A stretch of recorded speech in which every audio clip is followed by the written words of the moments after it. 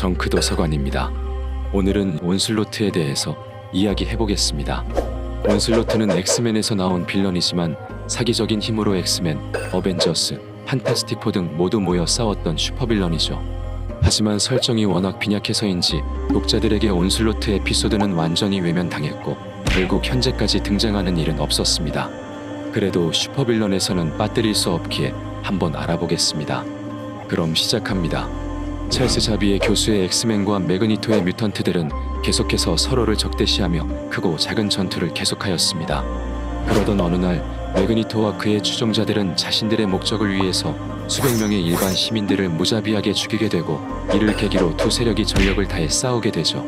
이 전투에서 울버린이 매그니토를 손톱으로 찌르게 되는데 이미 화가 머리끝까지 났던 매그니토는 울버린의 몸에서 아다만티움을 모두 뽑아버립니다. 아다만티움을 체내에서 모두 뽑힌 울버린은 사경을 헤매게 되었고 이를 옆에서 지켜본 자비의 교수는 매그니토의 잔인함에 생각을 고쳐먹게 되죠. 언젠가 매그니토가 다시 선한 마음을 되찾을 것이라고 생각했지만 수백 명을 죽이고 울버린에게까지 치명상을 입혔기에 더 이상은 희망을 가질 수 없었습니다. 결국 자비의 교수는 세레브로를 사용해 친구이자 동지였던 매그니토의 정신을 파괴하기로 하죠. 마침 투구를 쓰지 않았던 매그니토는 자비의 교수의 텔레파시에 노출되어 정신이 산산조각나게 됩니다. 하지만 여기서 문제가 생기는데 매그니토의 정신이 부서지면서 그의 분노, 슬픔, 복수에 대한 욕망이 매그니토를 떠나 자비의 교수의 의식안으로 들어오게 되죠. 이 욕망은 자비의 교수의 마음속에 30년간 억눌렸던 부정적인 감정과 융합되어 새로운 인격인 온슬로트가 만들어집니다. 새로 탄생한 인격인 온슬로트는 자비의 교수의 본체를 지배할 수 없었고 의식 한 구석에서 때를 기다리게 되죠. 매그니토가 무력화되고 그의 추종 세력이 와해되자 자비의 교수는 인류와 뮤턴트의 공존 프로젝트에 더 힘을 쏟을 수 있게 됩니다. 하지만 레거시 바이러스의 출현으로 많은 뮤턴트들이 죽게 되고 어떻게든 생명을 살리고 싶었던 자비의 교수는 이를 바로 잡고자 했으나 실패하게 되죠. 오히려 상황이 더 악화되던 중에 사이버투스가 자비의 교수의 학교에서 젊은 뮤턴트를 죽이자 드디어 자비의 교수 안에 숨어있던 온슬로트가 나타나 자비의 교수의 몸을 일시적으로 지배합니다. 몸을 지배한 온슬로트는 매그니토의 욕망대로 뮤턴트의 인류 지배를 생각했으나 이 역시 무의미하다는 것을 알게 되고 모두를 말살하기로 마음먹죠. 이런 수상한 행동을 목격한 저그넛은 자비의 교수 안에 다른 인격이 존재한다는 것을 눈치채고 공격하지만 오히려 온슬로트는 저그넛의 능력을 빼앗아 반격하여 저그넛을 캐나다까지 날려버립니다. 뮤턴트 최강자 중 3명의 힘을 손에 넣은 온슬로트는 다음 행보로 센티넬 기지를 방문하여 뮤턴트 사냥 프로그램을 세팅하고 기지의 전 직원을 자신의 지배하에 두게 되죠. 힘과 군대를 준비한 온슬로트는 염력을 가진 뮤턴트 네이트 그레이를 만나 자신과 자비의 교수를 분리하고 자비의 교수의 육체를 완전히 지배합니다. 드디어 완전히 다른 존재로 다시 태어난 온슬로트는 엑스맨들을 소집하여 인류 정화 작전을 이야기하죠.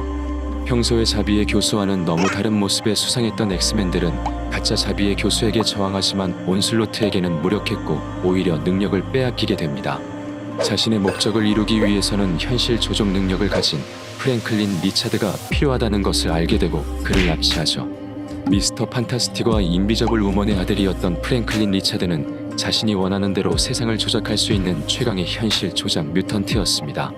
미스터 판타스틱과 인비저블 우먼의 아들을 구하기 위해서 노력했지만 온슬로트를 상대로는 어림도 없었죠.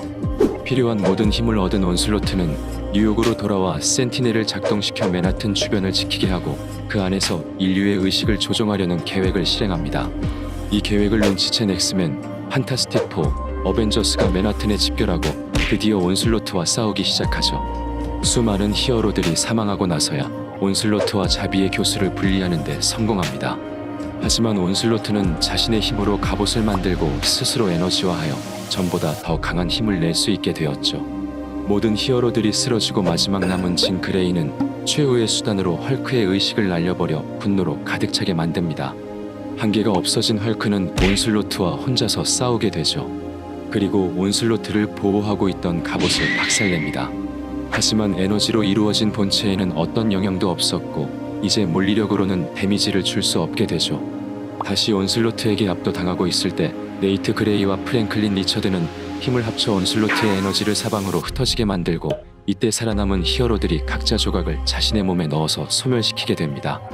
그 뒤로 몇 번에 걸쳐서 다시 부활하는데 마지막에 레드 스컬에 의해 부활한 것을 마지막으로 더 이상 원작에서 등장하지 않고 있죠. 이상 온슬로트에 대해서 알아봤습니다. 좀 더 캐릭터의 설정을 붙였더라면 괜찮았을 것 같은 아쉬움이 남는 빌런이네요. 그럼 다음 영상으로 뵙겠습니다. 시청해주셔서 감사합니다.